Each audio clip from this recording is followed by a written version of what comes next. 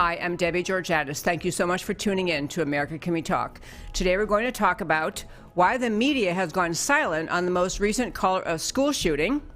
Venezuelan native Debbie D'Souza joins me to talk about saving Venezuela and Joe Biden's two big problems, China and competency. And we'll talk about why these matter to you. Stay tuned.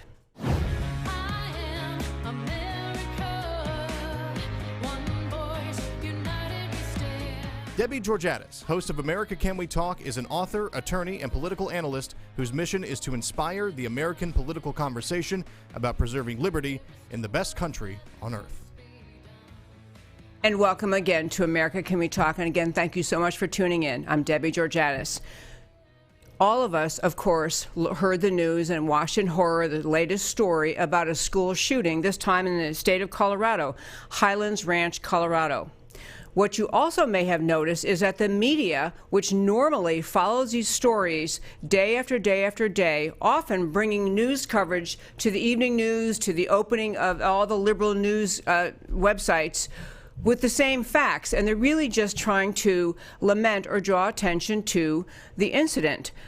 Of course, everyone feels horrible when these things happen. Everyone cares. Everyone wants these horrific things to stop.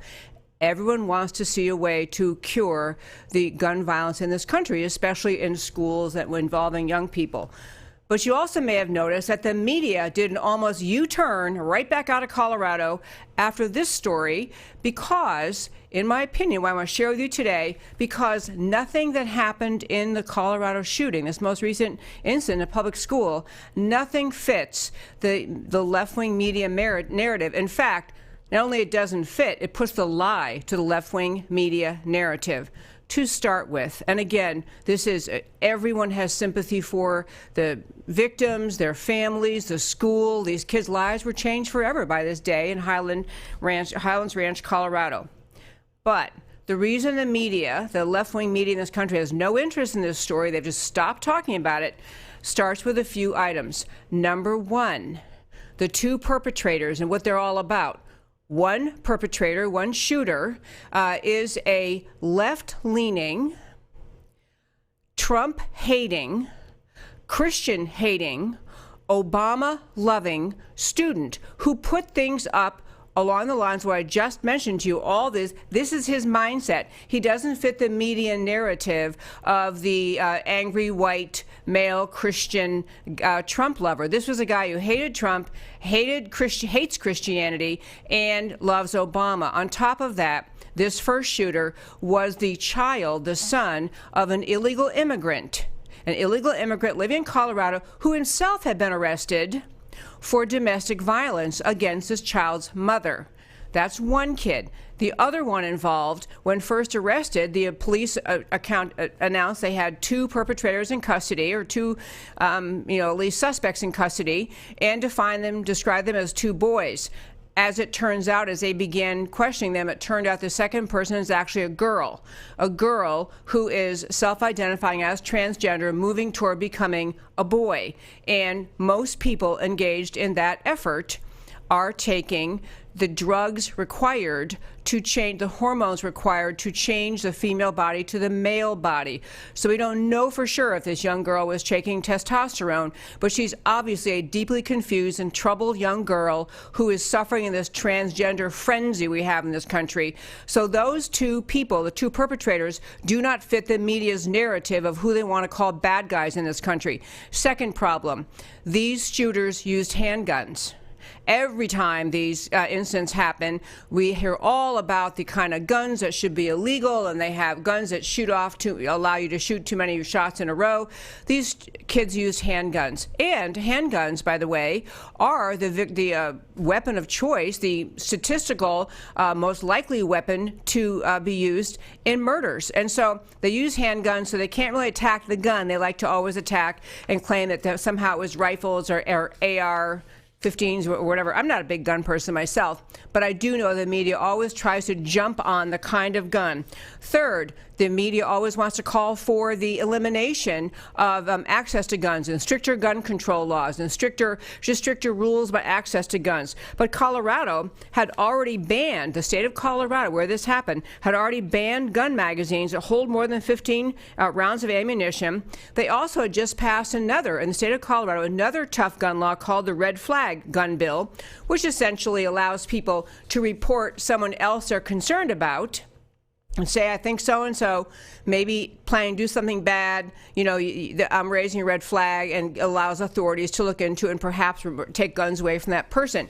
So Colorado is totally on board with gun control laws. And so it's very hard for the media to harp on Colorado about not having sufficient gun laws. You don't see the media, as CNN and MSNBC, over and over and over and over and over. After the Florida school shooting, went back to this one student, David Hogg, and kept asking him, who would just rant and rave about anything that he was allowed to talk about on air, certainly about guns, certainly about hating the Trump administration, certainly about hating Republicans. Okay, so then you also had the bystanders and a whole incident that really gave just showed the light to the world and to the media that they did not have this group of students, this school, under control. They held a vigil to honor the people who lost their lives. The vigil was put on by the Brady campaign to prevent gun violence. So they have a vigil supposedly to honor the victims, but of course politicians, left-leaning politicians, can never miss the opportunity to start criticizing guns, criticizing the Second Amendment, calling for more gun control. So they had two Democrat politicians, Senator Michael Bennet and another local politician, apparently, spoke at this rally, and the students, during this rally that was supposed to be remembering the victims, the students instead had to listen to these two Democrats ranting about gun control and what they want to do, and the students staged a walkout. They protested the politicization, the politicizing of this memorial vigil for the friends they lost. So these students aren't playing the game the left-wing media wants them to play. I tell this story, and again, you can never express enough sympathy, concern, outrage, desire for change, desire for fixing the problem. I raise this story because it makes a couple of points about the media and and left-wing America and where we are in this country. Number one, the media forever and a day wants to have the left-wing narrative driven home. When they can't cover the story because they know that the point is going to come out and be raised over and over and over that one of these kids shouldn't even been in America. His dad this kid is a child of an illegal immigrant who already had a violent criminal record for domestic violence against this kid's mother. They can't stand that playing on the news cycle over and over and over and over and over. They can't stand to have the news cycle question, well, this transgender girl who wants to become a boy, and on all of these psychological issues arising out of the transgender movement, the frenzy and adoration for the transgender population that the left-wing media just pushes on America. They can't have those stories rolling along. On top of that, Colorado, home of very strict gun control laws, and at the same time, home of laws that are very lenient about drugs. Colorado, I think, was first in the nation to legalize marijuana. The very day after this incident, a new ordinance went into place in Denver, Colorado, that legalizes taking hallucinogenic mushrooms. Seriously, Colorado pushes legalization of illegal drugs, celebrates their culture of, hey, anything goes, drugs go, we're cool with this. And they are simply, now, I do not know at this moment whether either of the perpetrators had traces of marijuana or any other drug in their system, but other school shooters have. Other violent shooters have. All of these things are things the left-wing media in America cannot stand to have America think about, which leads me to the close of this first five. The purpose of the left-wing media stories, so many left-wing stories in this country, the purpose is forever and always to push the left-wing agenda, to repeat stories over and over and over and over and over that they can somehow be used to attack America, attack Christians, attack Republicans, attack President Trump. When the story doesn't do that for them, they run away because they really aren't interested in informing America. They're interested in shaping America's values in a very bad and negative way. I'm Debbie Georgatos, and that was my first five. So we're going to turn today and talk. I mentioned at the start of the show we have a guest joining us, which is just an amazingly fun and great guest to have. Her name is Debbie D'Souza. She's going to be joining us by phone. I think we have her on phone. While we are hooking that up and hopefully get there she is. Hi there. How are you, Debbie? Great, nice to see you. I'm going to quickly, to our listeners, Debbie D'Souza, as a great thing, by the way, I will tell you, I had the chance to interview her on stage, I think it was like 5 years ago or something. She was here in Dallas and got to interview her, and she's just a very accomplished and outspoken, clear thinking. She's clear about socialism, but many other things. She was born in Caracas, Venezuela, and that's what we're going to talk about today is her connection with Venezuela. She grew up much like in America, but then, she talked, but it was a socialist country. So I want to have her tell us how she saw Venezuela changing, what it's like now. She has family that's still there. She also has a singing career, which you may know, but I'm going to let her tell about the singing career in just a moment. But I'm going to start with, because I want to get you on the screen back with me. To start with, again, welcome. Thank you. Thank you. Okay, so when you moved to America from Caracas, Venezuela, how old were you when you came to America? I was about to turn 10. About to turn 10, so old enough to remember, I guess. You feel like you remember Venezuela? Yes, I did. I did go back in the mid 80s because my father passed away in 83, and so I went back to do some legal stuff with my dad's estate. But yes, I remember Venezuela very well, and as you mentioned, I still have family there. All of my father's family is still there. My grandparents have since passed away, but I have aunts, I have cousins, many cousins. I keep in touch with about 3 or 4 of my cousins on a daily basis, and they let me know what's going on the ground. Very, very sad situation. It breaks my heart every day that I talk to them and see what they're struggling with and how it just all happened in a span of actually 20 years. People think this is all new, that this just happened. No, this has been happening incrementally every year since 1999, when Hugo Chavez, the then president, took over the country. That was the first and only legal election. Every election since has been fraudulent.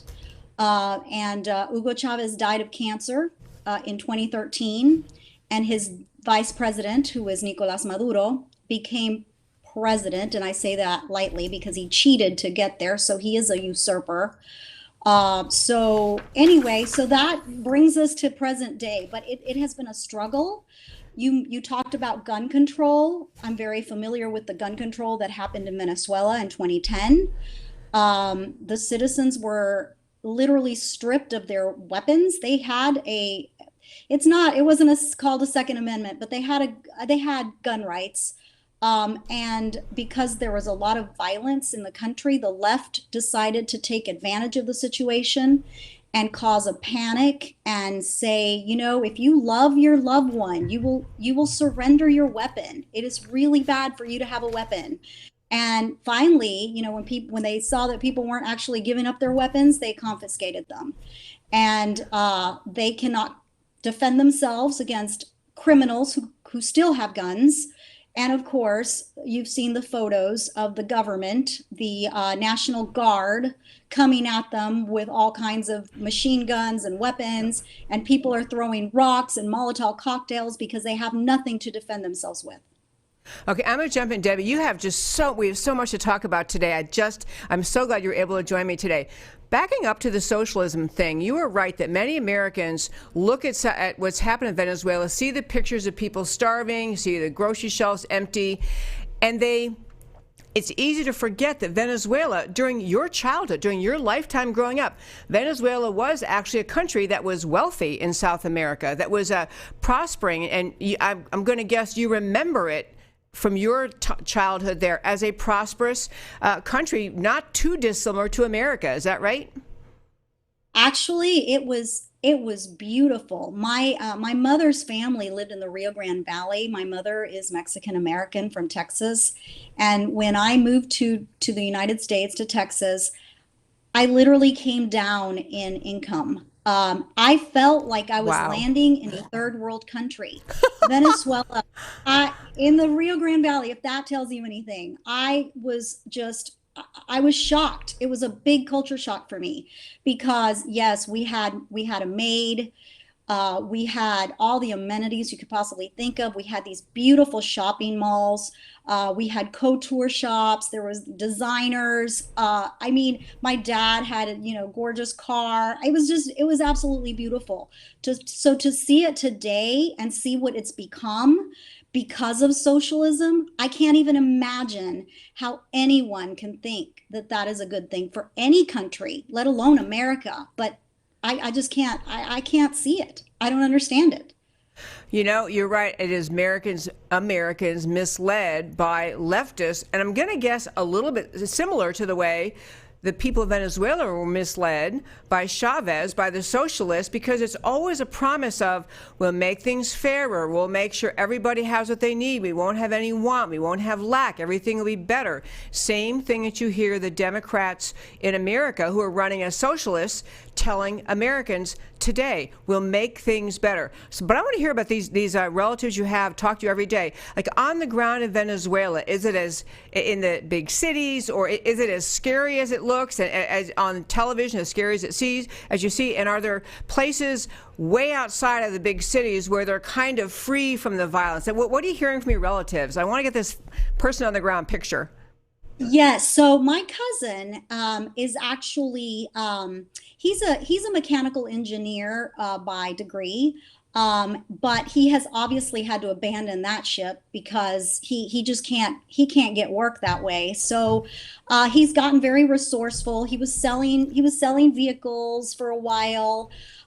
So basically, what he's doing now is just kind of coasting on what he has left, and he has been living in his SUV for the last couple of months. The electric grid is completely just ruined. It has overgrown moss on it. It was never taken care of. The infrastructure collapsed in Venezuela, so the electric grid is horrible. And so they basically do like 4 hours on, 4 hours off, but they never tell people when they're going to come on or come off. So my cousin had to build a generator, and he lives in his SUV with it. When he doesn't have electricity, he goes in there.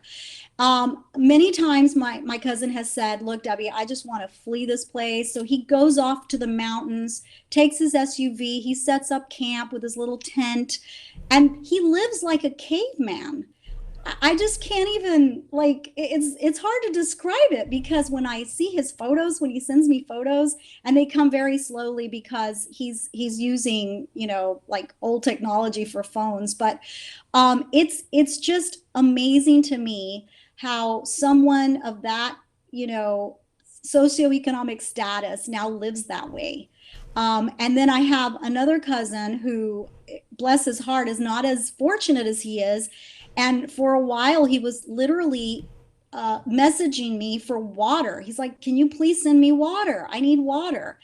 And I didn't know how to get him water. It was really horrible. I felt very, very bad. My other cousin said, no, he got water. He's okay. But, it's things like that, situations like that. Yes, it's worse than you can imagine, because you only see clips, you only see little sound bites. And this is every day. People are on the streets looking for food in trash cans. There were cases of people actually having to eat pets and having to eat stray dogs and cats because there was nothing else to eat. So this is a really horrific thing that's happening in Venezuela. It most certainly is. And I want to tie in a couple of the things that are also happening in Venezuela. There's discussion about what America should try to do to help. So the one is just the socioeconomic deterioration. America has recognized that new leader trying to step up and say he's a legitimate leader, trying to oust Maduro. Maduro is not taking it lightly. So there's fighting, and America has sided with, and most of the world has sided with the man who is now, and I want to say his name correctly. Is it Guaido or just Guaido, the new guy? It's Guaido. Guaido. Okay. Well, I was pretty far off then. Okay, Guaido. All right. So anyway, so Guaido wants to be in charge, and he's willing to lead, and he's willing to fight, and he's been trying to organize the people who seem to be mostly behind him, and America's recognizing him, but still it's dissolved into a chaotic, and you have the Maduro's troops firing on unarmed citizens who all are unarmed because the communist government, socialist government, took away their weapons, and the people have no way of fighting back.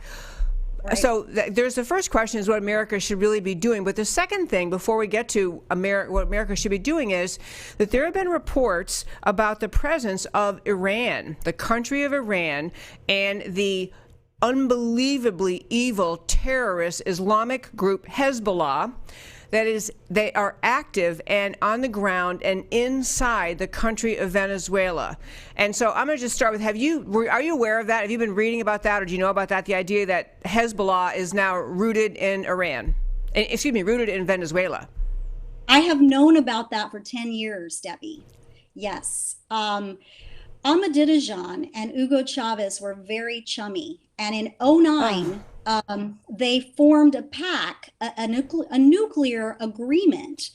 But Hugo Chavez told the world that this nuclear agreement would just be for, domestic purposes, not for nuclear weapons. Right?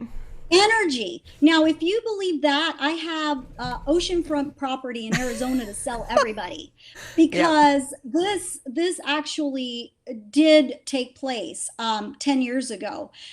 When Hugo Chavez passed away, they made sure that Iran and Venezuela kept close ties. So basically what happened is this man by the name of Tarek El Assami became the vice president in 2017 with Maduro. He is now doing something else. I think he's like interior minister of something, but he has close ties to Hezbollah. And so what they've done basically, and this is, when you asked me earlier about in an email about people reporting that they would see trucks in Farsi. So Iran has training camps there, Hezbollah training camps. Now, there had been daily flights from Tehran to Caracas, ongoing for many years. They stopped them in 2010, but they have continued them recently. Now, nobody knows what was in those flights. They know that it wasn't people, but they're not quite sure what was in it. So because they didn't go through your normal channels of going in through security or anything like that, they kind of were escorted off to one side of the airport. So many people have reported, and even the NIT, the Nuclear Threat Initiative, has reported that there are Hezbollah training camps throughout Margarita Island, which is part of Venezuela. Yep. And as you know, Hezbollah, hates America. And as you know, Maduro hates America. So that alliance is very, very lethal. And, you asked me about what I think, as far as helping Venezuela. Like, as a person who has family in Venezuela, I am crushed that they are suffering, and I want America to help them, with the humanitarian effort and crisis. However, as an American, I am petrified that there are training camps, and not to mention people in the Venezuelan government that are Iranian, that are Muslim terrorists. They are 1,600 miles away from us. So this is not something that's in the Middle East. This is like right here. And as you know, as an American, I'm just petrified at the thought that they can penetrate via water. They can even cross the Panama Canal and go through land. They can go through Central America into Mexico. There are reports, even in Mexico, that some of the cartels in Mexico are in cahoots with Hezbollah and Yep. Hamas. Yep. They are the ones that have actually, they taught them how to make tunnels, so and cut off people's heads. So this, to me, is a huge threat to our national security. And, I don't want to read about it later that, oh, we missed the boat on Venezuela, so Iran and Russia have Venezuela and we don't. I don't want to read those headlines. I know, and I have that same concern. I mentioned to you in an email before our show today that there's a lot of discussion. State Department experts are saying, well, we can help Venezuela in many ways, but we really shouldn't do anything military. And I think it is with the notion that our U.S. interest truly at risk is the argument with the State Department people. Well, they're just down there right now. They're not hurting us. But I think when you compound the suffering of the Venezuelan people, the evil of socialism, the government firing on crowds of innocent people in the cities, on the streets of Venezuela, compounded with you have the Iranians have just wormed their way into Venezuelan culture. As you say, there are people in the government now who have Iranian connections, who have Muslim connections, who have terror connections to Hezbollah. And I'm going to tell you, one thing I thought was great, although I'm not sure what will come of it, but I do know that in America, John Bolton, who was our national security advisor, gave a speech, which was actually back in November of last year, so whatever that is, 5 months ago, where he referred to he used the expression the axis of evil. He also used the troika of tyranny, the triangle of terror, but he's referring to 3 countries in Latin America, Cuba, Venezuela, and Nicaragua. So he's talking about those three just from the perspective of the just conquest mentality of socialism, the conquest mentality of countries like Cuba and Nicaragua. They're banding together. I mean, socialism is never friendly. It's never a friendly, you can choose it if you want and then get back out of it. It's always trending toward tyranny, always trending toward communism. So there's at least awareness by John Bolton, therefore obviously President Trump, that there's a very serious problem in Latin America. And then there's to compound that with our knowledge, as we've been talking about. In fact, the government, our State Department has acknowledged Iran, Hezbollah, and Venezuela. They've called it the Iran, Hezbollah, Venezuela axis. There's awareness in our government that what is happening in Venezuela isn't just an isolated deeply tragic human situation of starving people because of socialism, but it carries a risk to America, and a risk that would certainly be justified in responding to in a very harsh way, in a very strong way. Because, as you say, I'm sorry, would you say 1,600 miles away? Yes. Yeah, it's actually closer to fly from Caracas to Miami than it is to fly from Miami to San Diego. That's a really good marker because everyone can picture that. That's amazing. Okay, so do you have any sense from your family you talked to down there? Are they wishing the Americans would do more to help them? They do. They want military action. They didn't at first, but they've had it. They are just beyond. I think at this point they feel like that is the only way that they can oust Maduro. He, as I said, Maduro is not the president. He is a usurper. The Constitution of Venezuela calls for free elections that are not fraudulent, and this one was fraudulent. So Guaido was able to go to the, it's sort of like Congress, the National Assembly, and say, this man is not constitutionally the president. And so he is only the interim president. He has not declared himself president, forever. He is doing it until they are able to elect a real leader, a legal leader. And so there is a woman by the name of Maria Machado, I believe her name is, and she wants to run for president. So this is really good if they can get to that point. Unfortunately, because Iran and Russia have a lot at stake. I don't think that they're going to even allow for Maduro to step down, even if he wants to, even if he's willing to do it. I don't think that they're going to allow him to do it. So again, I believe that the only way to get him out is militarily.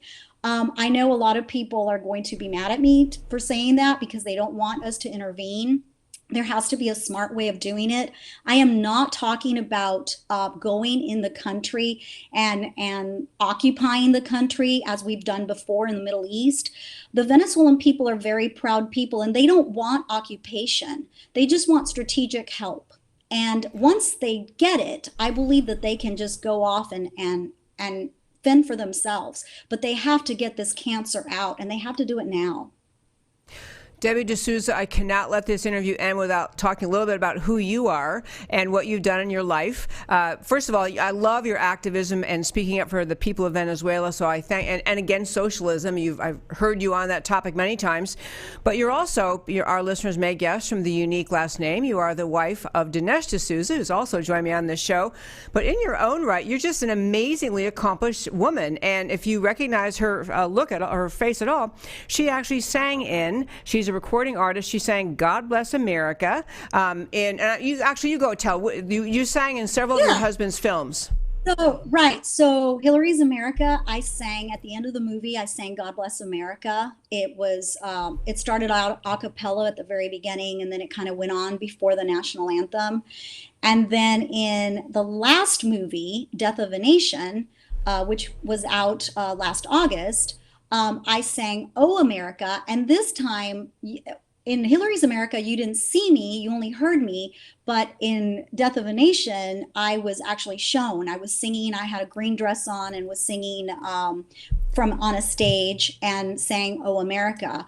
My husband came on and said, Debbie's country of Venezuela is in tyranny, and she doesn't want it to end this way for us. And then he said, and then he didn't say, "Here's my wife Debbie singing." And so a lot of people had no idea that was even me. So that's okay, actually. But yes, it was me, and it was a lot of fun to do. So I'm not sure that I'm going to sing in the next film, which, by the way, is coming out next summer, 2020. We're cooking that up right now, but I might sing again. You never know. I will tell you, your singing is heart melting. It really is heart melting and beautiful. I just love the two of you working together. You're both just strong believers in freedom and willing to get out there with your faces, your voices, your talents, and make the argument to the American people. So thank you for all you've done. Thank you, Debbie. Thanks for having me. Love talking with you. Thanks for joining me. That, my friends, is Debbie D'Souza. She is Dinesh D'Souza's wife. She's, as you know, I asked her, I will tell you right before the show, I had a long resume I found online. She said, no, I'll text you something. And I was trying to read from the text while I was talking with you. She is just a most accomplished woman. Before she even met Dinesh D'Souza, a singer, a very successful singer in her home country and here. And obviously just a fabulous addition and asset to her husband, Dinesh D'Souza's work. And now, my friends, turning to our last topic, I mentioned a couple months ago that I was going to start doing something like a little bit of a focus on every single one of the Democrat presidential candidates. However, the Democrat presidential candidate list has become so long that I am going to put that effort off for about a year and find out who's really left in the mix a year from now. Because, of course, we just had someone new weigh in. I think it was the governor of Montana.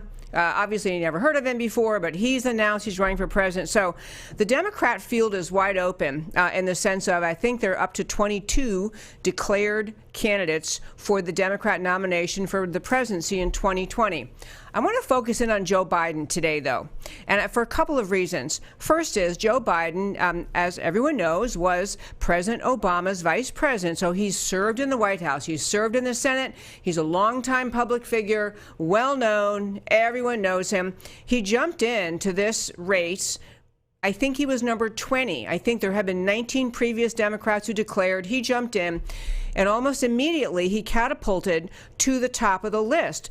All the polling showed that many Democrats were excited by Joe Biden getting in the race. And so he's at the top of the, and I'm talking about polling in terms of people saying who they, Democrat voters, who they'd likely vote for, not in terms of fundraising, but in terms of polling, apparently accurate polling, saying who you'd vote for. So I want to mention two big problems he has, and actually I could have called it three big problems, but I want to start with just, I mentioned the other day in the show something about Joe Biden is soft on China and problematic on China, and I had a couple emails. My listeners email me, and you can email me at americacanwetalk@gmail.com, and saying, why are you saying that? What has he done that's so bad?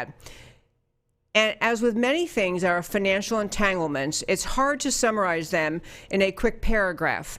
So you have to read. You have to read what went on between the Biden family and China and the Biden family and Ukraine to begin to understand the depth of weaselly corruption there. But there is a book about this, not just about the Bidens, but about, it's called Secret Empires, that recounts a lot of the ways that the very high echelon people in America, the ruling elite class, have their money, their wealth, their business connections intermingled with some countries that America might consider enemies.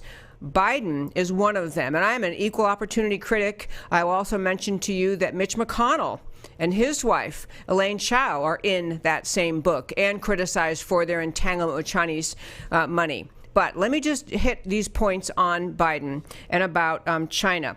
The book that I hope you will read, that is called just lost the name of it, Secret Empires, and it's by this guy Schweitzer. He wrote an article which you can go read. I actually captured the article for you, and on my website, which is americacanwetalk.org, on the homepage, under shows, go down, list of links, you can find this article. It summarizes the intermingling and the really just kind of unethical, I don't know if it's illegal, but certainly unethical conduct connecting Biden and China. The short answer is, in 2013, Vice President Biden and his son Hunter flew aboard Air Force Two to China. So Biden is still vice president. Less than 2 weeks later, as Joe Biden and his son Hunter are over in China, less than 2 weeks later, Hunter Biden's firm inked a $1 billion, B as in boy billion, private equity deal with a subsidiary of the Chinese government's Bank of China. The deal later expanded to $1.5 billion. In short, the Chinese government funded a business that was co-owned by the son of Joe Biden, the then sitting vice president. That book, Secret Empires, lays out this relationship, and there's a lot more to it. But if you notice in recent weeks when Joe Biden was speaking, making campaign speeches, he will not condemn China in the slightest. In fact, he says China's our friend, it's our ally. He had a famous speech years ago where he said it pays, America's better off if China's more prosperous. It pays for America to support Chinese prosperity.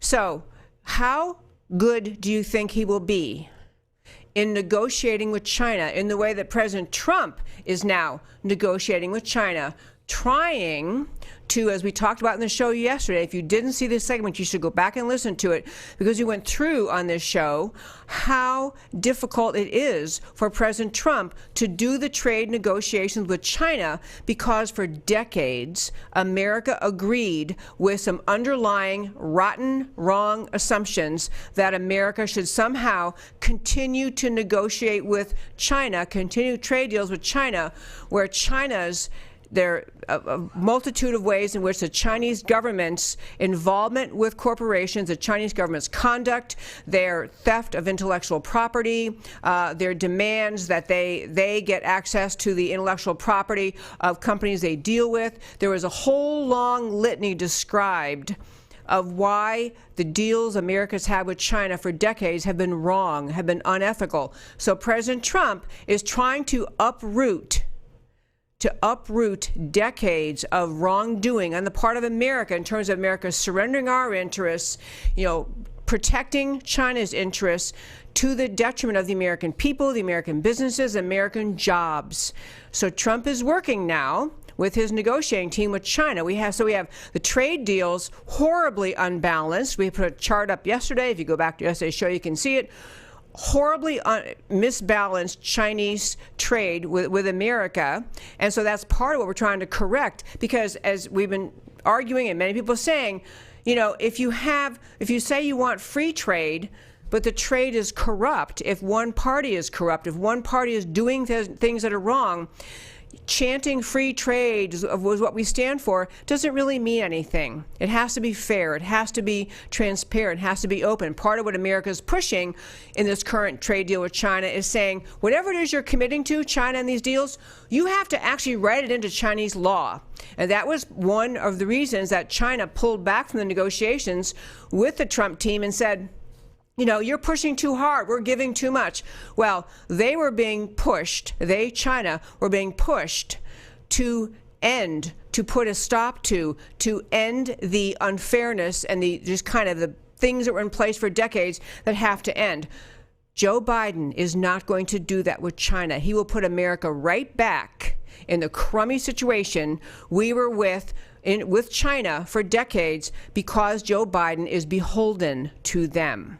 His son is beholden to them.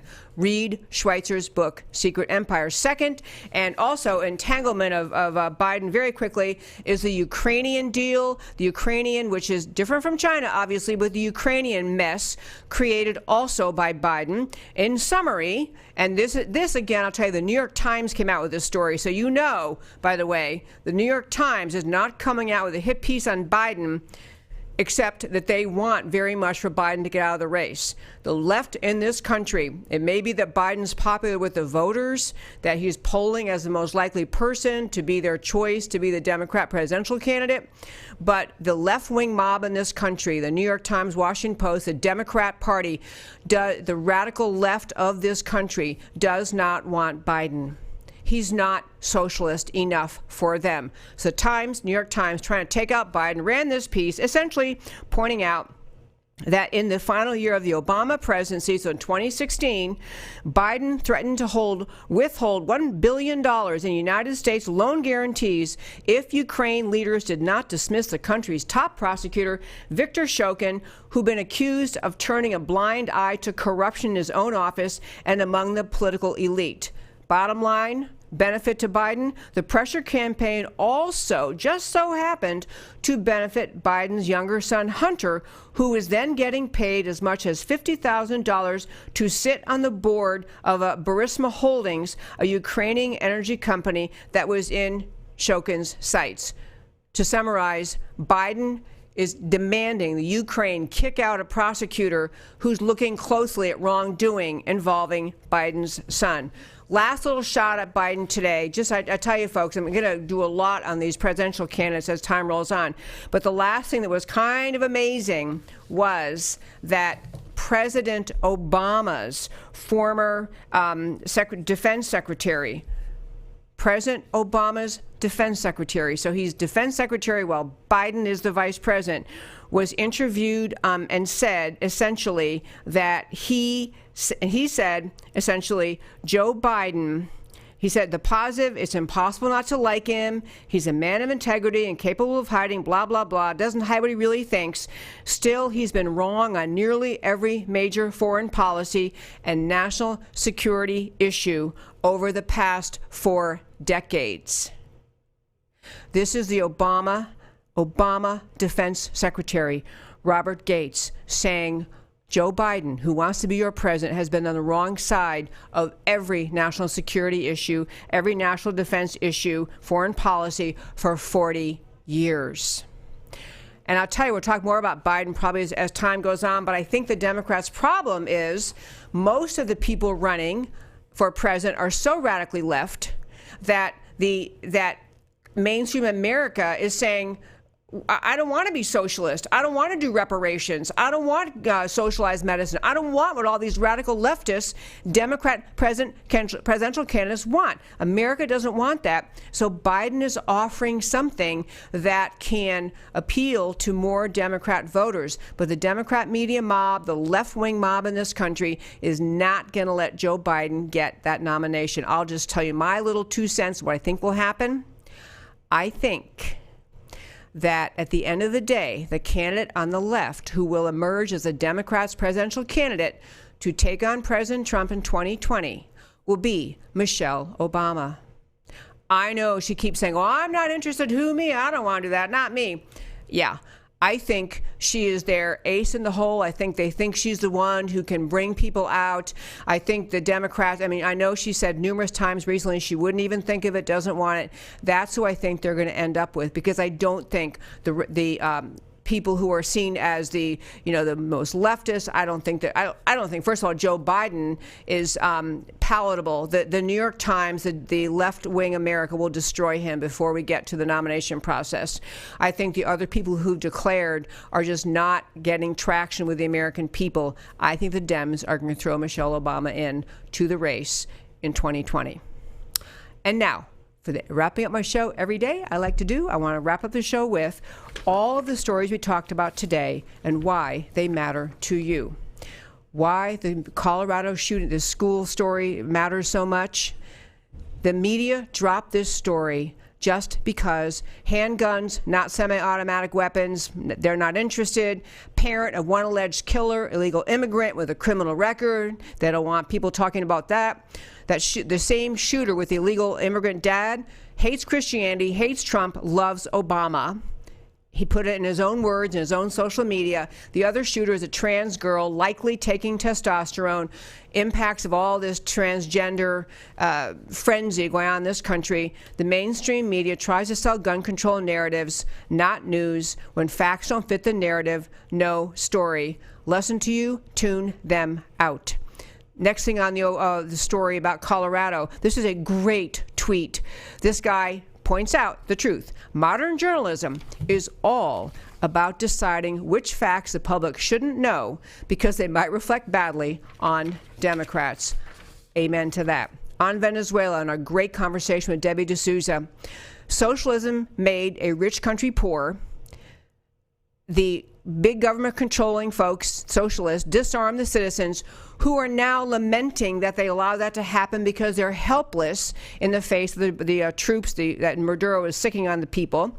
Iran and Hezbollah at least makes Venezuela more however America should react, makes it more than just about socialism. Fight socialism in America, keep free markets, support the Second Amendment, recognize Iran's terror in South America matters because they're right around the corner. On Biden and China, you just need to read Schweitzer's book, Secret Empires, about Joe Biden, his son, China, camouflaging the criminality of the ruling class. Even Obama's Secretary of Defense, Bob Gates, said Biden is wrong on every major national security and foreign policy issue. I'm telling you, folks, Joe Biden will bring back everything America rejected in 2016. Plus, even his own team says he's incompetent. I'm Debbie Georgatos. This is America Can We Talk, which I love doing every day, talking with you every Monday through Thursday, 3 p.m. Central Time. Come back tomorrow. Talk to you then.